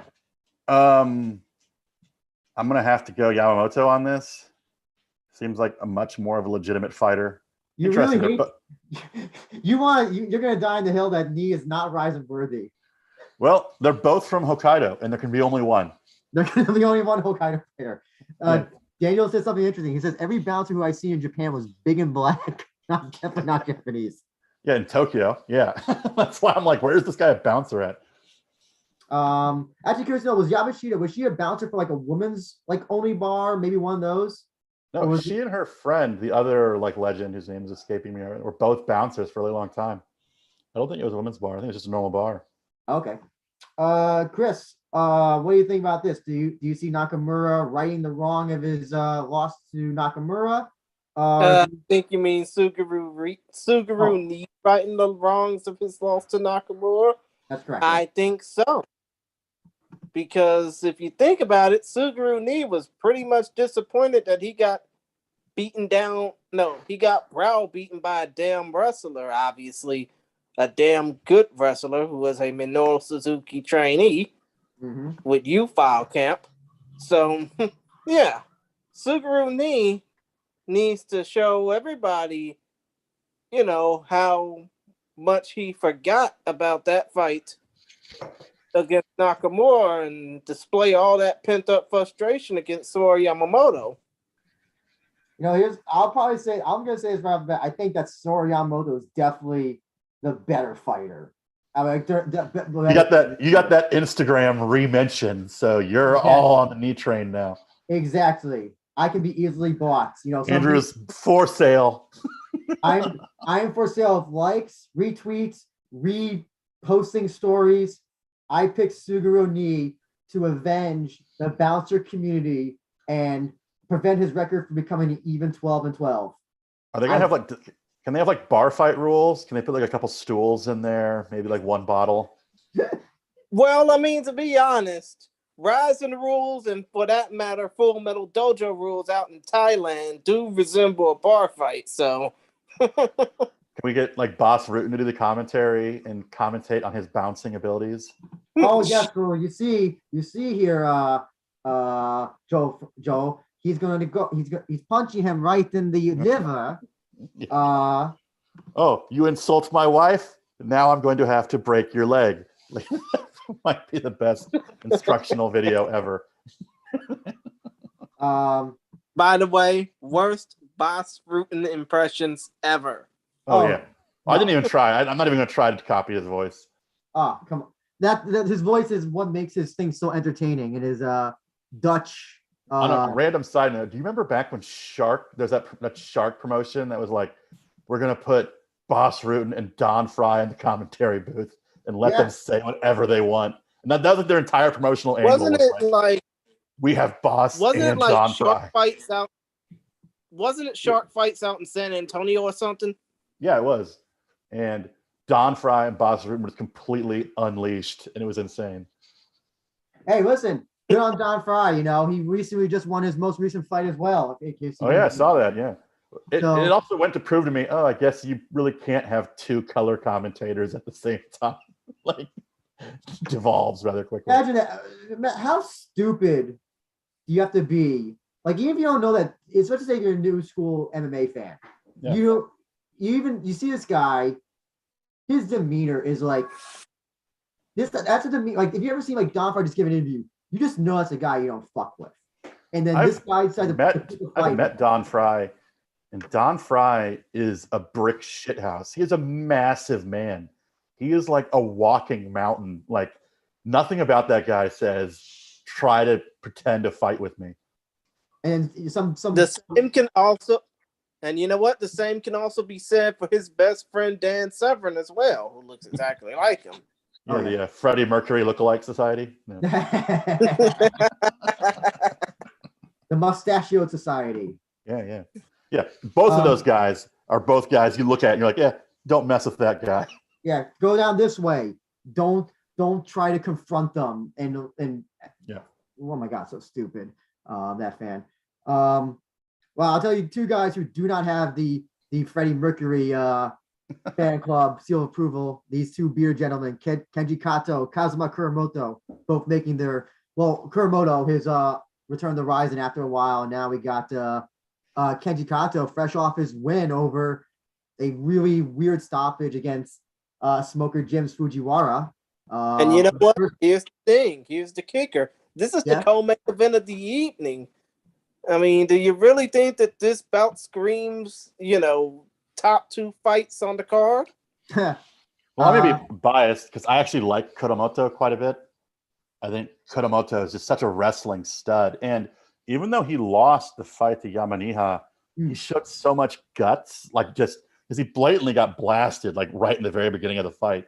And he was in it the entire time and just kept trying to somehow turn it around. So I got a lot of respect for him after that fight. So I like Kuramoto a lot. I also I have a secret wish that one day his wife will also start fighting in MMA. Oh yeah, they showed her during the one of the Rising Confections video. Yeah. What's her name Olympic again? gold medalist. Eri. Olympic- What's her name? I can't quite remember. Eri-chan, Kuromoto no okusan no namae wa nani? It's Osaka Eri. Osaka. Eri. Tosaka. Eddie Osaka. Tosaka. What weight division would she fight at? Do you think? She could probably. I mean, I think she'd probably get down to like flyweight or something like that. Oh, I was hoping you say atom weight because then boom, Miyu versus her. What a great fight already. I mean, she was a gold medalist. I mean, that'd be huge, right? Yeah. Well, here's the thing why I like Kuromoto. Oh, I was mistaken. She wrestled at atom weight. Beautiful.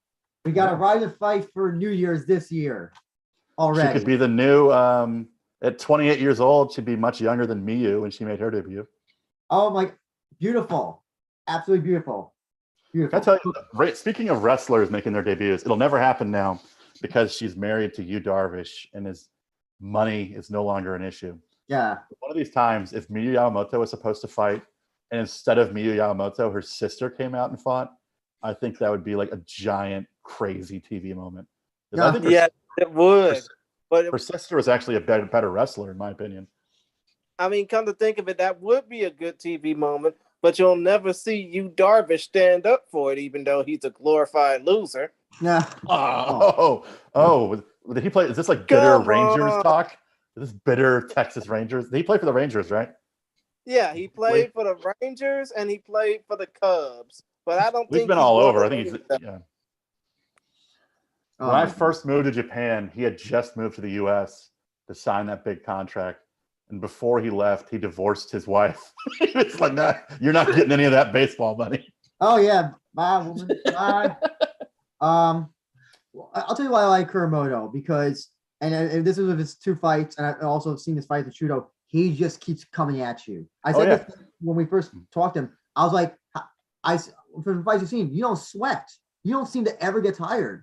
And he was just kind of like, yeah, I just don't get tired for whatever reason. His stamina is incredible. And especially with that fight you just brought up, TJ, like the fact that he was still able to come forward and fight with, I think maybe his eye got injured or he probably broke his hand. Yeah, it looked like clearly like something was wrong. Yeah, and probably broke his hand as well. I'm assuming that everybody in that tournament broke their hand at some point. So let's assume he did. So yeah, he's a really, I think, a really exciting fighter, a really good pickup by RIZIN. And listen, he's gonna suplex somebody. He said he wants to finish this fight by KO suplex. I'm all about it. I mean, when you see his fights, even when he lost, like this guy's a fighter. That's what I liked about it, and he's a stud. I look forward to seeing. I expect him to win this fight as well. But the problem with Kenji Kato, kind of like a Kohei Tokeshi, he's kind of a guy who's just like no grace, nothing technical about him. It's just throw, and come with all sorts of ill intent. And so, I don't know. Do you think if obviously the way that Kuromoto wins is by wrestling him? That's the easiest way he can shut him down. But with Kuromoto, does he want to take? I don't see it as a fighter who takes the easy way out. He really doesn't. No. I think Kuromoto is going to try to hit him, and not Kuromoto. Kato is going to try to hit Kuromoto, and Kuromoto, at least based on his last couple of fights, looks like he's willing to engage in that. But he's also going to do the takedowns. I think he's just more of a more well-balanced fighter. Oh, absolutely. Oh, absolutely. No, Kenji Kato is definitely a guy who's like. Don't get me wrong. Kenji Kato has beaten the greatest fighter of all time, Ursa Yamamoto. But aside from that, I haven't seen a lot of great stuff recently. Chris. Yeah, basically, Kenji Kato is like a "what have you done for me lately" type of story, right? No, I don't know if I would say that. I wouldn't put it that way. But your thoughts, Chris, on this fight? You got a pick? You got a pick for this one?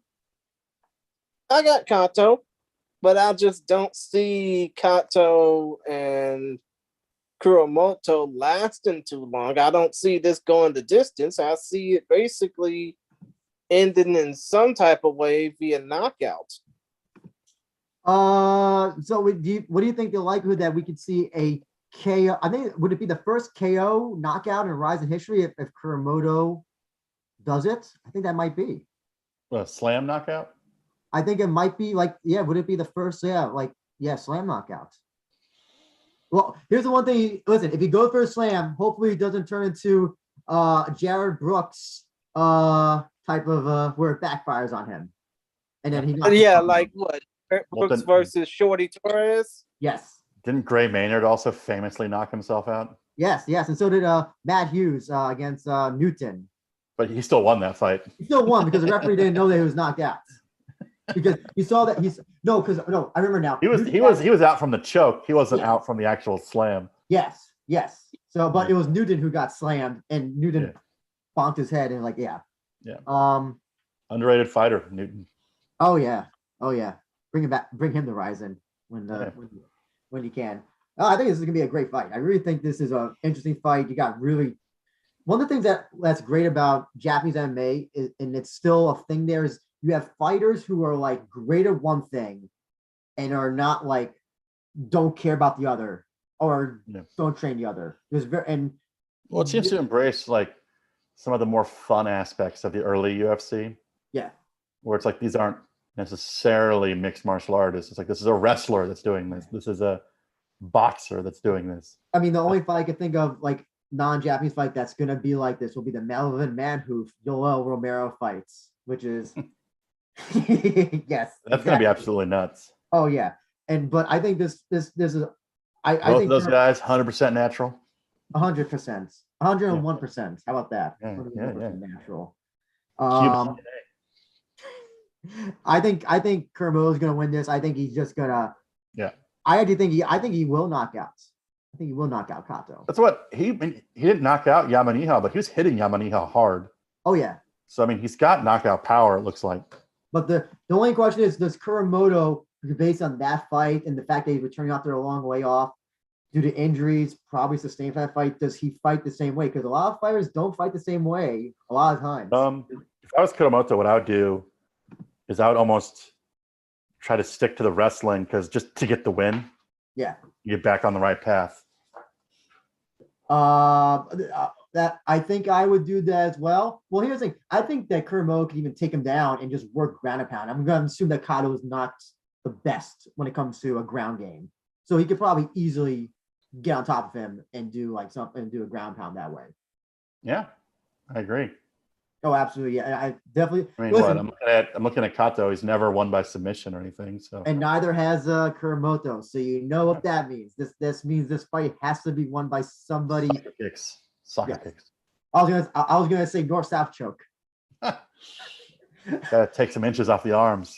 Oh yes. Well, here's the other cool thing is that Kuramoto, I don't know if you saw it, he did the IRE, even though IRE roll ecstasy. Mm-hmm. And he beat the shit out of his opponents. Like I heard about that. His opponent's face was fucked up. I think nobody told him that you can actually submit people. I think he just told him you can do. Kind of funny because it sounds like exactly the type of thing that a sociopath like Imanari would do. It's like get these grapplers in here and be like, it's not an MMA fight, it's just combat jiu-jitsu. And then bring in a guy who's just going to palm strike the shit out of your face. Oh yeah. I really want to see that show, but I can't access it without a VPN. Oh, I thought I saw them on YouTube. Oh, if there is, they're hiding it very well. I don't know. I'll have to check. I think Imanari has a YouTube channel. Maybe he uploads there. I mean, you might have to basically. What's it called again? Search Imanari roll ecstasy. God, Imanari would put the word ecstasy in there. But yeah, Andrew, you probably might have to search for it in katakana. I think it's just spelled Imanari roll ecstasy. I don't think he even katakana is. I think it's just I think he just spoke it in Romaji or spelled it. But yeah, enough talk about all that. I mean, it looks like we had enough talk. It's time for the main event. And by that, we mean Kleber Koike Erbst versus Yuta Oka Sasaki. I'm sorry for the worst Mark Henry impression ever. But still, though, let's talk more about this fight here. Mm-hmm. CJ, we're both, you're familiar with, obviously, these two fighters. Oka's trying second chance at a win at featherweight. This is a tough fight in my opinion for Oka. It's a props to him for winning this fight, but man, like Clever like goes to the ground. It's a short night for Oka, unfortunately. It's a smart move by him though, because he's coming off of kind of a rough patch, and a win here makes all those losses disappear and puts him right back at the top of the division. Oh yeah, off audio, I did say this is kind of like the Bobby Green Islam fight that's happening this week. It's where like Bobby Green has nothing to lose against Islam, but and if he wins, that just like propels him into, I guess, top 5 or whatever it is for UFC. But in this case, Oka wins this. His past loss to Poirier is totally no one remembers that at all. But the question is, how does Oka defeat a guy like Kleber? And I'll say this: I think that Kleber is better when it comes to grappling. Striking, I'm not so sure. The thing that's interesting with Kleber is that I'm like that Mikuru fights where he basically bashed Mikuru's eye with that elbow. Told me that his striking is a lot better than what it was in KSW, especially because they're working with Suzuki. And he looks like he's another jiu-jitsu guy, grappler guy who uses his striking to set up his submissions. Because he did that with Kyle Agawan. He rocked him. Kyle Agawan was kind of like a crazy haymaker that landed. Yeah. But Agawan. I'll say, people always I feel like Mikuru was doing some damage to him on the feet though. Yeah, but that elbow. The elbow changed everything. Yeah. But you're a jiu-jitsu guy. You know way more about it than I do. I mean, it seems obvious to me, but Satoshi is clearly the better striker. Is he the better grappler than Koike? Wait, Satoshi? Who do you think's the better grappler, Satoshi or Koike? Oh, absolutely Satoshi. Satoshi. That's what I would just assume. Yeah, that's what I was assuming as well. But do you think Sasaki's grappling is good enough to, if he doesn't get like rocked with a strike or something, he can neutralize Koike from submitting him, like be defensive enough to not get submitted on the ground? But the problem with Kleber is that he's one of those jiu-jitsu guys. So okay, if you don't go to the ground with him, he will force you down to the ground. And that's saying though, but Sasaki's a pretty good grappler himself. Yeah. I won't like lie to myself and say he's the same level as Koike. Yeah. But do you think he's good enough to neutralize Koike's offense?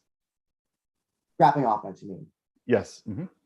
I'm gonna say no offhand, because Sasaki he's been submitted before in his MMA career by lesser grapplers. I would say definitely lesser than Koike. Yeah. Probably the highest level grappler he's ever been submitted by, maybe was Shintaro by North South. Again, going back to North South, and he's not even the same sphere as Koike.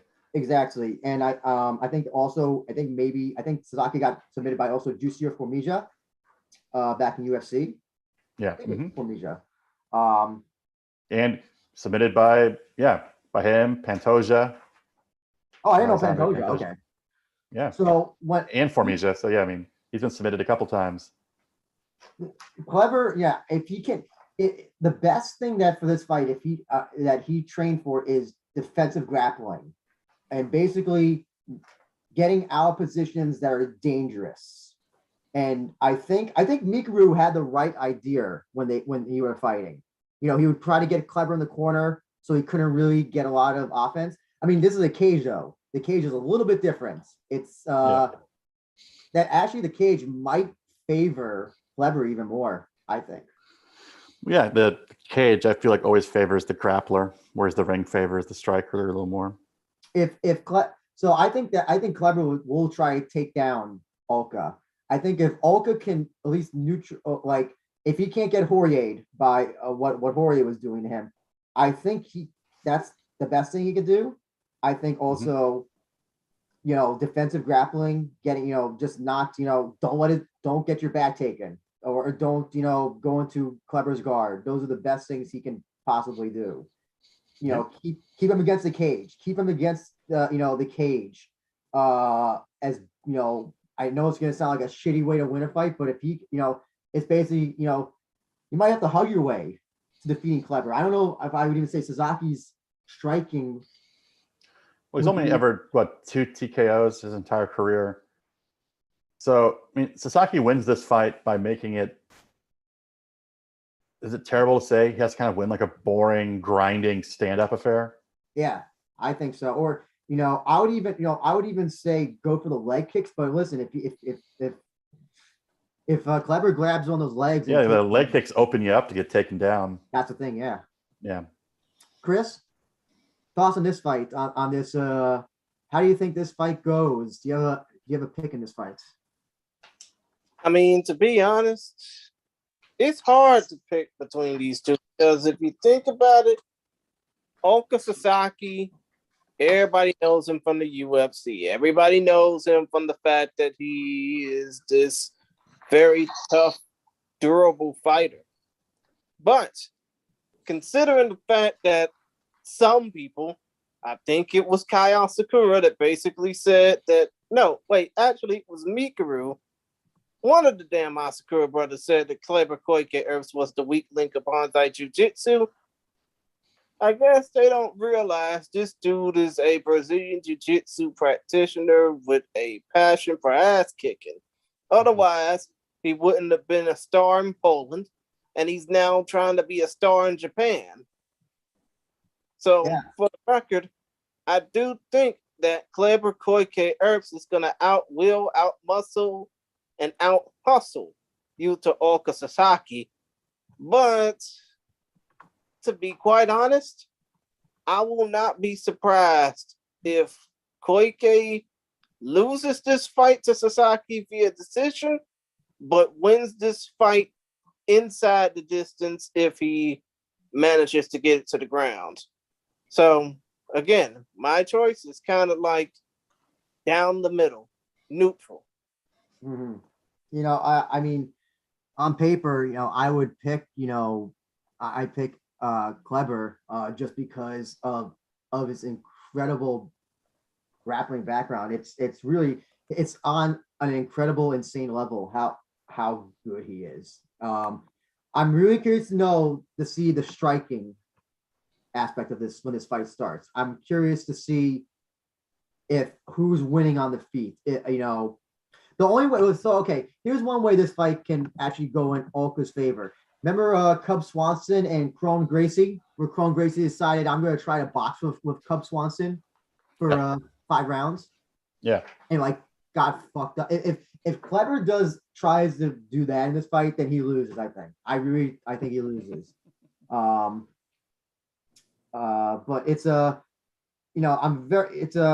listen, like we said before, it's a tough fight. If Oka wins it, then he's I don't know if he would be next in line for a title shot, but he's definitely in consideration. There's not a lot of options I see for Oka to win. He has very few. I think it's one of those just grinding out for 3 rounds. Quick is on such a hot streak recently too. Yeah. His rising run's been pretty tremendous. So I think it's just kind of hard to pick against him while he's on this hot streak. So he has new management, all that stuff, right? Yes. Is this Kleber the second? Kleber, what is it? Part 2? Yachi 2.0. No. Is this Kleber 2.0? Maybe just more business savvy, clever. Okay. Yeah. That's RIZIN Trigger the second. CJ, any 2 or 3 fights that you're looking forward to the most? I'm kind of a weird guy. I'm looking forward to the Kuramoto fight the most, to be honest, because I'm kind of interested to see his progression. Then next, obviously, I'm kind of interested in the main event. And I'm kind of morbidly curious about the Harry Stallone fight. So just kind of want to see what happens there. So those would be the 3 that I'm the most interested in. Chris? Good sir. What about you? I think outside of the heavyweight kickboxing belt, which let's be honest, we're all kind of interested in. I think the main fights I'm going to be interested in are the Suguru Niisoro Yamamoto fight, and obviously the main event, Koike versus Sasaki. What say you, Andrew? Harry Stallone, Koi Takeshi for Chaos, Brain Trauma, CTE. reasons. Um, Oh Lord. And um, let's just make this disclaimer clear. We're not wishing anybody to get CTE on this fight card. We are all hoping that they come out safe, sound, and happy. yeah. I don't know if anybody's gonna come out safe, sound, and happy out of that fight. I'm just being completely honest. I really don't. That's why I'm really like, because I think that fight's just gonna be I don't want to say it's gonna be Chandler Gaethje level, but I think it could just be like a violent brawl, kind of. And that's why I'm like, and just messy, no technical stand up, just throwing, soccer kicks, all that good stuff. The Kuramoto fights, Kuramoto and Kenji Kato, I love like stylistic wrestler versus striker. And I like that. I just like clear, like something like those, like you said, old UFC karate guy versus a keto guy or something. And then the heavyweight kickboxing match, just because it's good. It's the one thing that stands out because it's like I'm looking when I first saw the card, when they were announcing it, like flyweight, bantamweight, what 100 kilo kickboxing match? Excuse me. Since it's so rare and so like out of the blue, I'm hoping it's just like a messy, disgusting fight. I hope it's not, I hope we get like a Mark Hunt, Bigfoot Silva 1 with that. Not Mark Hunt, Bigfoot Silva 2. No, please. I hope not. The first fight, the one that ended in a draw. Oh yes. Well, no. It wasn't Mark Hunt won the. Mark Hunt won it. It was overturned, wasn't it? And no contest because Silva tested steroids. Yes. Mm-hmm. So, yeah. Even though, I had. Even though if anyone ever did steroids, he was the only one that made sense because he had that pituitary gland issue. You ever hear the thing that his coach said that his Bigfoot Silva at one point was like secreting milk from his like chest because of the pituitary gland issue or the steroids? No, because that's why he had to take the hormones. Yeah, because it was preventing him from doing that. That's how much money would it take to get you to drink Bigfoot Silva's milk? No comment. No comment. I think I'm gonna err on Chris's side and say no comment. But so your Instagram is for sale, but not your. Okay, I see where your divisions are. I will say this though, there is a guy who I follow on Instagram called Raw Meat Experiment, and every day he just goes to Whole Foods and eats raw meat and Instagrams it live. So holy fuck, that is so gross. And that's super gross. And if there's anybody who will drink Bigfoot Silva's milk, probably would be him. So ask him. So that's the card for RIZIN Trigger the seconds. Yeah, of course. And cheap plug again. The event's gonna take place February 23rd, which is on a Wednesday, by the way, because it's a national holiday in Japan. And what is the national holiday on Wednesday, CJ? I have no idea. I mean, they have a bunch of holidays that are just, it's not like the US, but like this is President's Day. People just know it's the day off. Is it Golden Week? No, it's not Golden Week. That's not till like March. Hey, Chan, so Isn't it like National Sports Day or something? What? Oh, it's the Emperor's birthday. Oh, shit. Okay. So it's actually an important one. Okay. No. Right. But still, though, RIZIN Trigger the Second taking place February 23rd, Wednesday. But for us in the States, it'll be taking place late Tuesday night in most of the country. Midnight Eastern, 9 Pacific. You can catch it live on. That sounds so brutal. Live internationally. You can catch it on Exciting RIZIN or RIZIN Live with Japanese commentary. But still, though.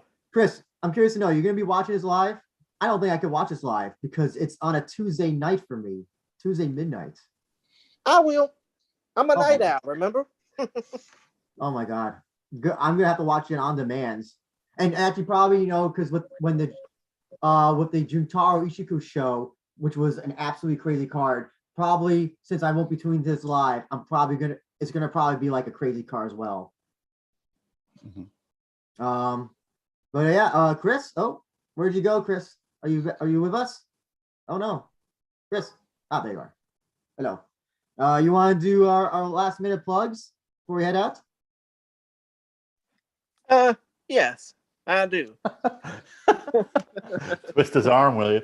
Yeah. But yeah, if you want to check out our show, you can check us out on Twitter. I'm on Twitter at ChrisGary92. Andrew's on Twitter at ABenja1. Show handle is at We Are Rising Pod, WeAreRizinPod, all in one word. And CJ, they can check you out at CJ Yes. Sogukaku, CJ_Sogukaku or Sogukaku.com, and the YouTube channel, which you just launched. Yes, yes. They can check that out as well. Thanks. Not nearly at your level yet. Understood. Maybe one I'm day, not maybe at one day. any, I mean, Focus Fights is not at any level as well. We only got 13 subscribers. But you can still follow us on there as well. We're on Facebook and Instagram at Focus Fights, on Twitter at Focus_Fights. I don't really feel like playing the Lenny Hart soundbite because, you know, I got background noise. But still, point of the matter is, it's been fun. Let's hopefully do this again for the RIZIN Trigger, the second review. And you know what? One more question I want to ask. You know, what are everybody's thoughts about Japan opening back up to foreigners? It's supposed to start opening up again in March, right? Yes. So March 1st is, I think, the date that they're going to do that. I said you gotta keep those disgusting foreigners out of the country. You know. Oh, Lord. Just to Just for the clarify Japanese. about that, CJ. Chris, didn't Mr. Consideration say it's only for foreign workers and for foreign students, and there's still like a cap, like 3,000 can be let in or something? Mm-hmm. For some odd reason. I mean, the But yeah, number. other than that, we about to go ahead on and close out. It's been fun. Chris Gary, CJ Jewett, Andrew Benjamin, saying peace, my peoples, one love world. And obviously, I won't do myself any injustice trying to do the Lenny Hart soundbite, but hey, we are rising. We just happy y'all joining us on the We Are Rising